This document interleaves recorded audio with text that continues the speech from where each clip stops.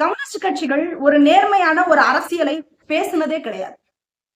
இவங்க தலித் எழுத்தாளர்களையும் அவங்க மேடையில பேச வைப்பாங்க, பிராமண எழுத்தாளர்களையும் அவங்க மேடையில பேச வைப்பாங்க, பெரியாரிய எழுத்தாளர்களையும் அவங்க மேடையில பேச வைப்பாங்க. இவங்களுக்கு என்ன அரசியல் செய்யணும்னு தெரியாம இந்த மாதிரியான ஒரு குழப்ப நிலையிலேயே சுத்திக்கிட்டு இருக்கிறதா நான் புரிஞ்சுக்கிறேன். ஜாதி எதிர்ப்பு பக்கம் நிக்கணுமா இல்ல ஜாதியை ஆதரிச்சு நிக்கணுமா அப்படிங்கிற பிரச்சனையும் இவங்களுக்கு இருக்கு. அதனாலதான் கம்யூனிஸ்ட் கட்சி இந்தியாவுல எடுபடாம போச்சு.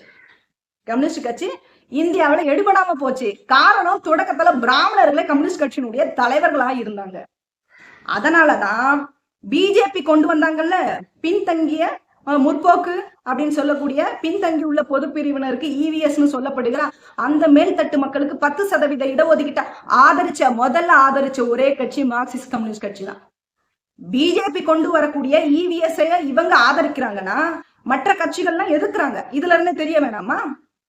அப்போ கம்யூனிஸ்டுகளுடைய அரசியல் நிலைப்பாடு என்னன்னு நாம புரிஞ்சுக்க வேண்டாமா? அதனுடைய தொடர்ச்சியாதான் பாரதியாரை பற்றி விவாதம் வந்ததும் அதுக்கு முட்டு கொடுக்குற மாதிரி அறிக்கை விடுறாங்க.